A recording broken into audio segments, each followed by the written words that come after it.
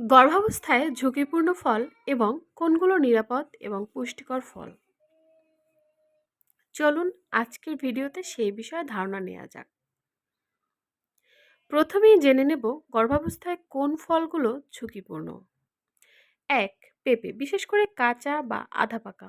কারণ কাঁচা বা আধা পাকা পেঁপেতে ল্যাকটেস নামক পদার্থ থাকে যা জরায়ু সংকোচন ঘটাতে পারে এবং গর্ভপাতের আশঙ্কা বাড়াতে পারে। টিপস: পাকা পেঁপে অল্প পরিমাণে খাওয়া নিরাপদ হতে পারে, তবে চিকিৎসকের পরামর্শ নিয়ে খাওয়াই ভালো। ২. আনারস, কারণ এতে ব্রোমেলিন থাকে যা জরায়ুর গর্ভপেশিতে সংকোচন সৃষ্টি করতে পারে এবং শুরুর দিকে গর্ভপাতের ঝুঁকি বাড়াতে পারে। টিপস: একদম প্রাথমিক গর্ভাবস্থায় প্রথম 3 মাস এড়িয়ে চলাই ভালো। ৩.